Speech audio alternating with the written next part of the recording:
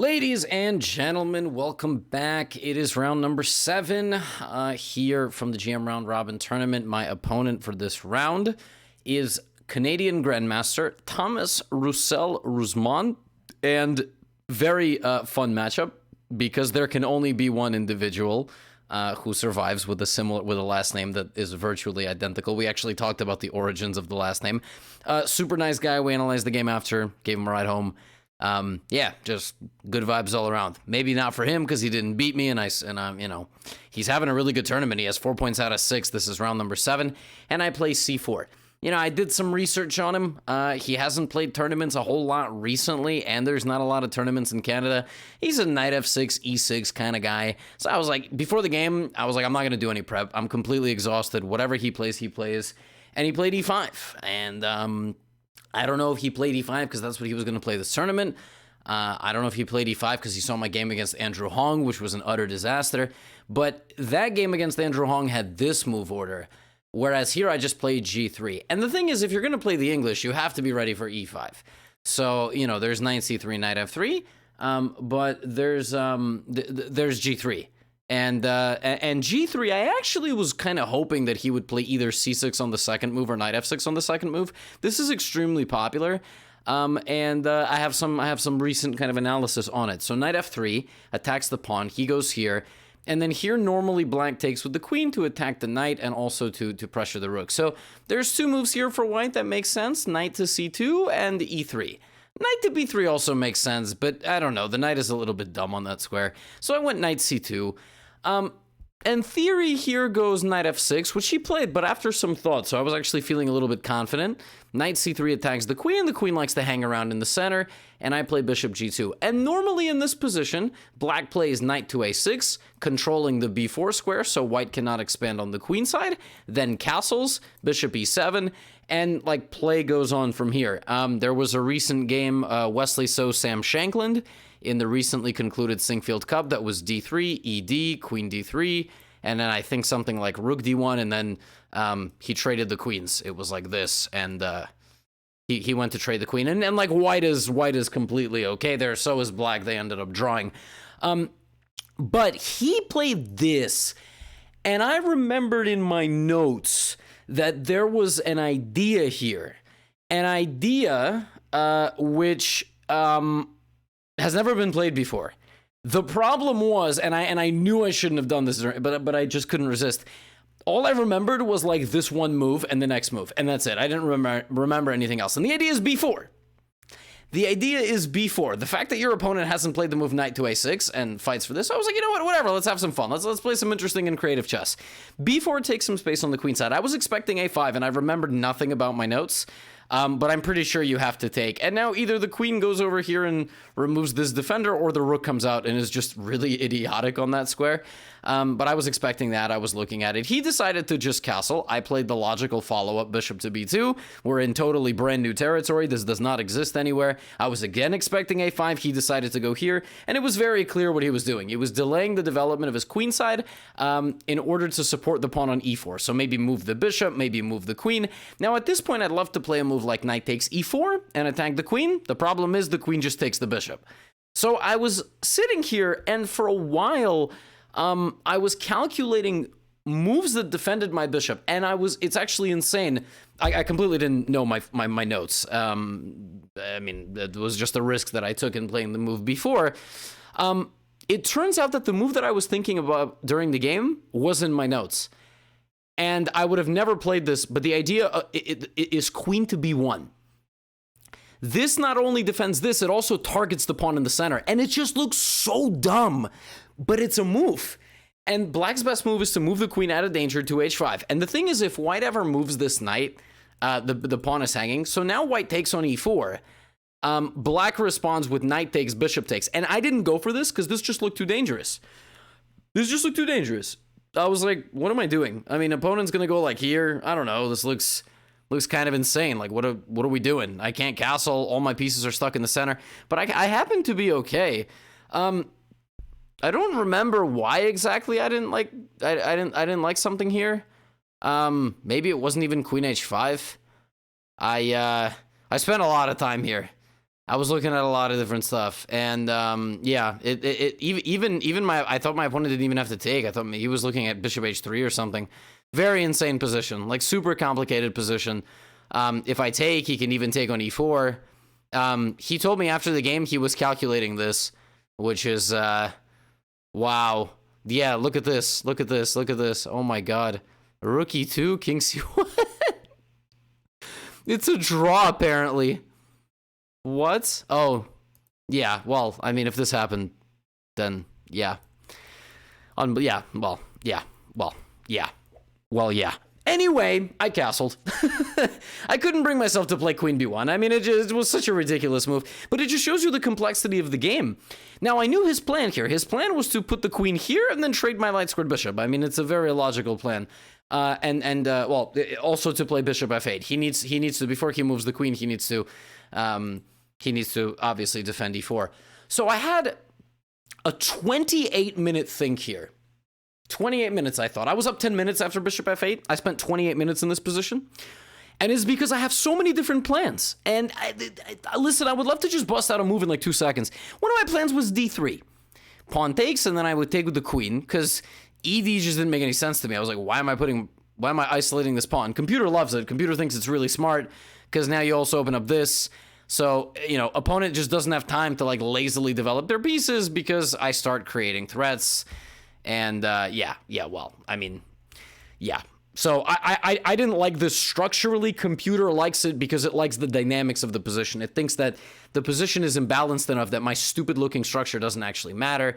But okay, my computer also doesn't go to a high enough depth, so maybe this is just incorrect. And then I was like, well, I want to play queen b1 again, but the problem is like it just doesn't ever work. It just doesn't work. You know, if I play knight e3 and I look to win this pawn, he can just take on b4 and take, the d2 is hanging. So that doesn't work. That's not good. I'm like, all right, I'm calculating all that. Then I'm like, what if I play f3 and then pawn takes, rook takes with the idea to go here? And that also isn't great because the hell is my rook doing on that square? I spent a lot of time and I finally found the idea. Here I played one of the most complicated moves I've ever played in my life. Pawn to a3. Yeah, I spent 28 minutes and I played a2 to a3. Welcome to Grandmaster level chess. Well, I'm an international master. I don't know anything about Grandmaster level chess. Yeah, the idea is like, I don't really know what to do. I'm going to let you make a move. And now I can also move my knight to the center. So he goes for his plan. He's trying to go boop and mate me. I put my knight on e3. I felt like this was a logical move. I need to be very careful about a5 coming at any moment. He does this. And then here I thought I played a genius move.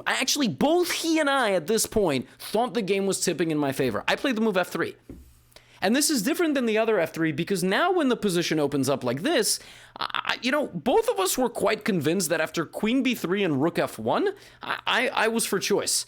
Like, if you just finish your development, we both thought that I was actually doing very well, either with queen f1 or queen b3, and then doubling up my rooks. And, you could get a worst-case scenario where I sacrifice, and then I go here, and then I get f6. This would not work right now because of queen takes e2, but that's kind of my idea. And it does, to be honest, look very decent when I'm doing on the f-file, and the bishop is over here and very passive, and the computer thinks it's minus 0.7. The computer just sits here and with a cold-blooded, straight face says, you're both idiots. And, he spent a lot of time after I played f3. We both thought I was making progress because it just looks like white is doing something. F-file pressure. So bishop g2, king g2, he goes here. And he did this because he just thought that he needs to trade off some pieces. I have a little bit too much activity. And now he can always get back and defend. I was like, okay, he's being solid, queen f1. And then here I started coming up with what I and he thought was the right plan. I played the move d3 because I want to transfer my knight to the middle and open my bishop toward the king. So he goes here, I go here. I'm like, all right, I'm cooking. I'm nice. I'm getting stuff done. The computer thinks that this is the biggest advantage that black has had the entire game. Believe it or not, it's like minus 0.6, minus 0.7. It just doesn't believe in my attack. It might need to think a little bit longer. I thought here he had to go here, and I was calculating rook f5, knight g4, which looks very scary because of this. And I can't play queen f3 because he just takes, and I resign. Oops.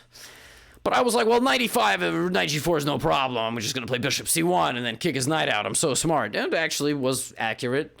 And then he played a5, and I was like, oh my god, he let me play rook f5, and now he's in serious trouble because a5 is hanging and rook g5. Oh my god. Like, look, bang, bang, rook a1, bishop a1. He cannot play bishop b4 because rook g5. He takes his eye off g7. My bishop is a killer in the corner. So I played rook f5, and he looked like super shocked. And he told me after the game, he's like, I completely missed rook f5.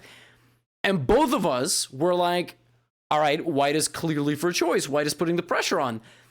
So he played a takes b4, and he offered me a draw, which is not what grandmasters do when they're like dead lost and disrespecting. I mean, maybe it is. I was under the impression that he really didn't like his position, and he thought that it was just going to be much more pleasant to play for me. And there's no like auto win. He played a-b4, and I didn't even hesitate. I was like, nope, no draw. I would feel terrible making this recap 21 moves in and going, I took the draw here. I didn't see a way through. I was like, screw it, whatever. Let's just play a little bit. I had no idea what I was getting myself into, though. Because then he played queen e6, and I'm just sitting there like, how do I actually make progress? Then I was like, why did he offer me a draw? And then I was like, why didn't I take the draw? But we both have about 18 minutes. I was good with my time management. It's like, all right, I got to start making progress. So I play the move b5. And b5 turns out to just be a completely idiotic move.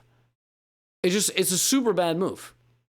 It's a really bad move because he has a tactic that both of us overlooked.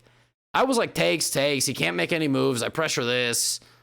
Well, it turns out that here he wins. Knight c5, and the idea of knight c5 is my rook is stranded, and of course you're always looking at that, but knight c5 enables it.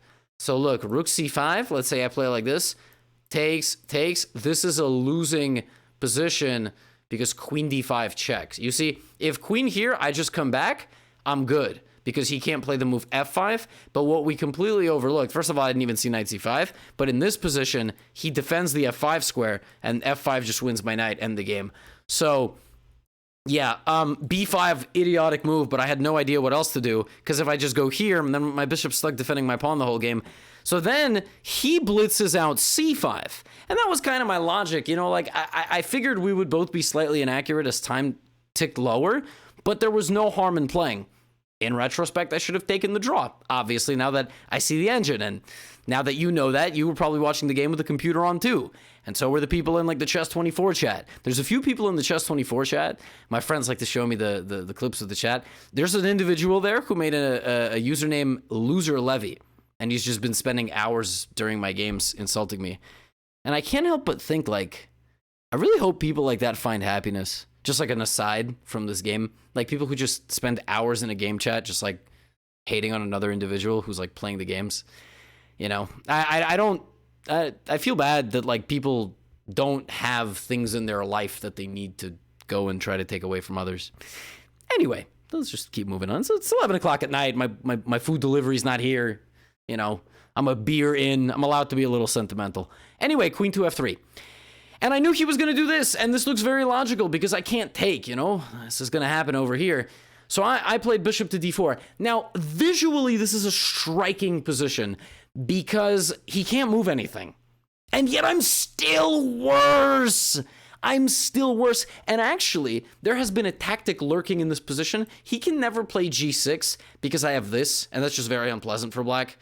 Like, I just check, and then I win the rook, and it's a discovery. So that's nice for me. But I realized that when I put my bishop on d4 thinking I was super smart, he actually can play this now. And I showed him this after the game, and I'm happy the computer shows this. Now he has this move. So he's threatening to take my bishop, and he actually is threatening not necessarily to take my rook, but in the future, the knight will just move, and it will defend the queen. That's like another problem. So, yeah.